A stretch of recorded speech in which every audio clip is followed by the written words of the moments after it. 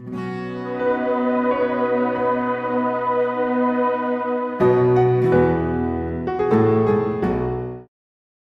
we have a question from this mic here? Sure. I just first like to say thank you for coming here. And my name is Puya. So I'm a student drama.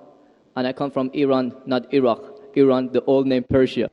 So I come from a religious family. My family are Muslim. But I born as a Muslim. But I didn't want to born as a Muslim because, so as a family I born. But still I haven't accepted Islam because of some certain points.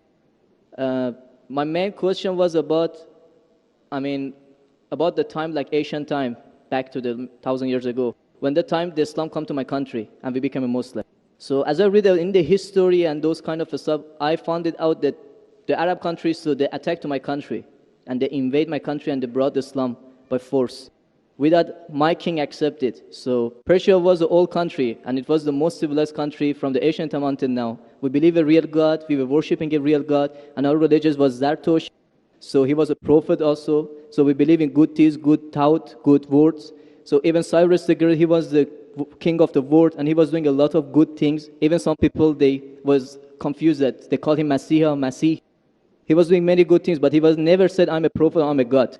But even though that king, when he attacked the other country, he never killed a civilian, he never raped a woman, and he never made them to change the religion. Even somebody was worshipping a cow, he respect for them, even though he was worshipping a real God. He could make them to worship also same as what is worshipping.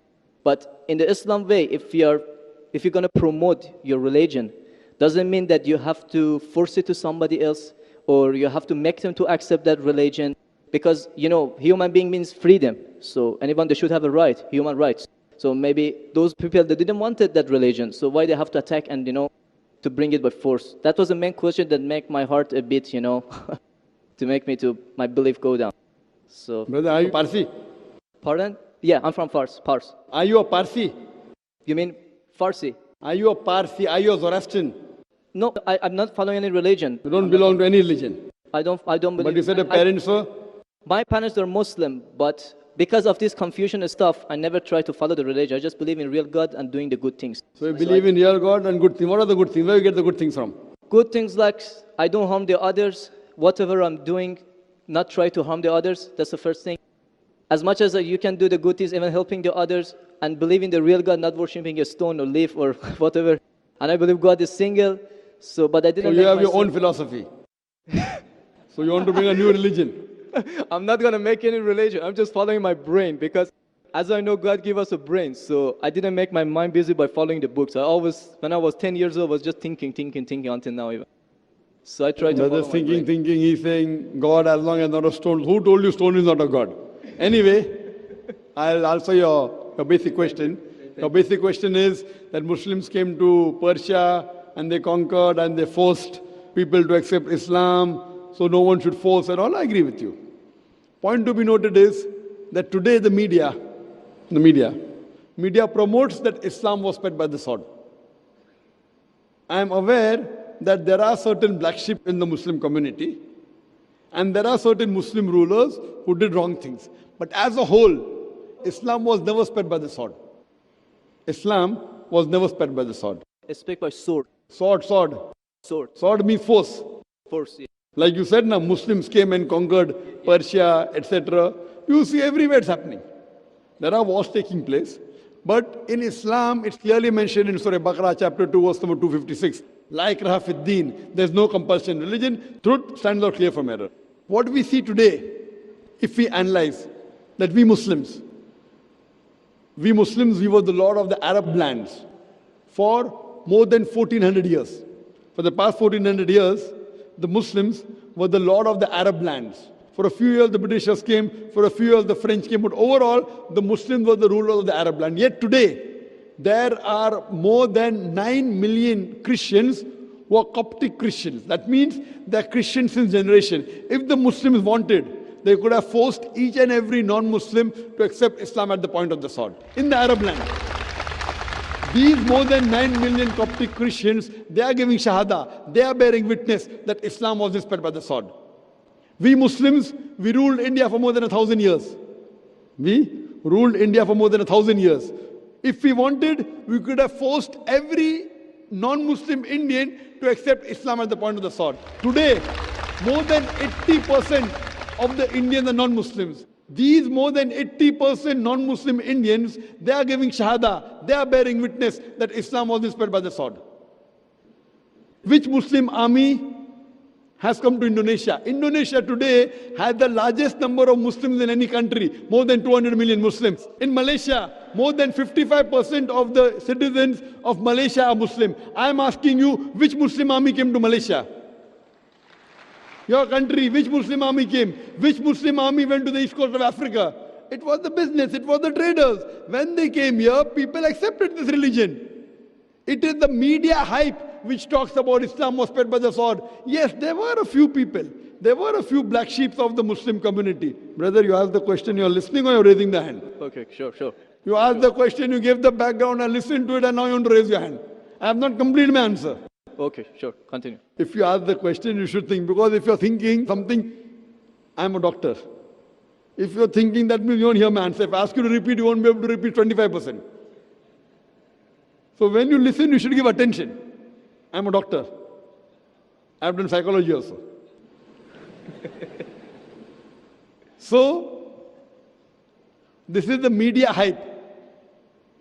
If you read Thomas Carlyle, historian, he writes in his book, Heroes and Hero Worship. He puts number one hero prophet as Prophet Muhammad Sallallahu Alaihi Wasallam. He's a Christian. He says, if every new idea originates in one man's head, it dwells alone in the full world. It will do little good if he takes up a sword and propagates it. You have to first get your sword. He's talking about sword of intellect.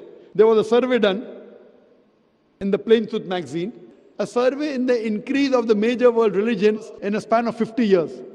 In a span of 50 years, from 1934 to 1984.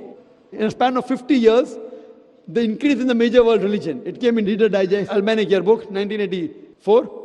Number one maximum increase in religion, it's Islam, 235%.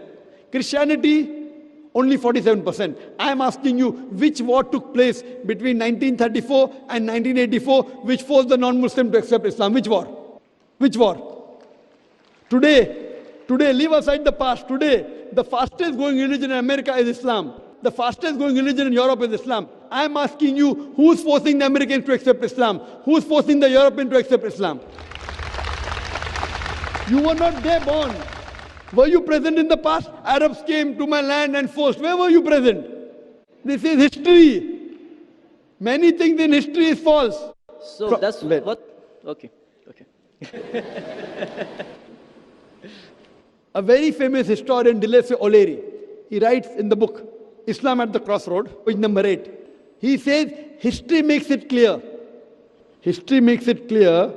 that the legend of fanatical Muslims sweeping across the world, forcing Islam at the point of the sword, is the most fantastic, absurd myth that historians ever repeated. Who says that? Dilese O'Leary. History makes it clear that the legend of fanatical Muslims forcing Islam at the point of the sword over conquered races is the most fantastic, absurd myth that historians ever repeated. This is just in the media today. Muslim terrorist, Muslim terrorist. I am asking you, did any Muslim attack you in this country? No, never. But the media says Muslims are terrorists. Yeah, media is just nonsense. Yes, same way your history is also nonsense. When media is nonsense, the history is also nonsense.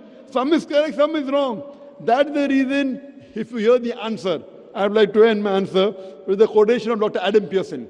Dr. Adam Pearson says that people who worry that one day nuclear weaponry will fall in the hands of the Arabs, they fail to realize that the Islamic bomb has already been dropped. The bomb of peace. It fell the day Prophet Muhammad, peace be upon him, was born. Good. Thank you, doctor, for your answer. But the point is, I didn't get the right answer because that's not media, that's history.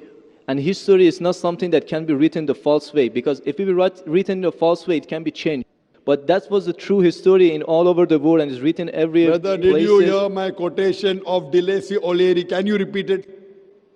Repeat what? Repeat Dilese O'Leary's quotation. I said it twice, not once, twice. Most of my answer was once. I said twice. Now repeat it. Repeatedly 50%. So what's the point of repeating that word? I want to know whether it went into your head or not.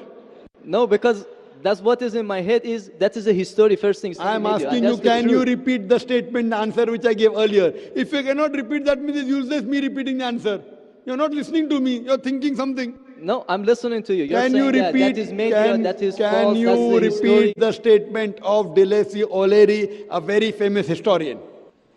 No, I can't. I'm saying it for third time. Listen to it and go behind the queue.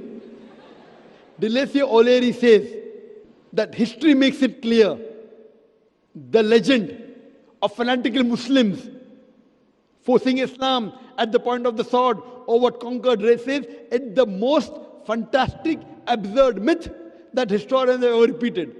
Deleuze O'Leary says history has been telling falsehood, and you're saying history, I believe in history. Deleuze O'Leary is saying that what history says that Muslims are forcing Islam at the point of the sword is the most fantastic myth that historians have repeated. So you have got influenced by the myth.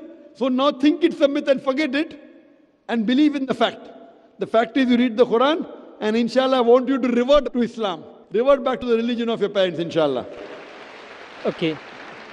Okay, thank you. Thank you.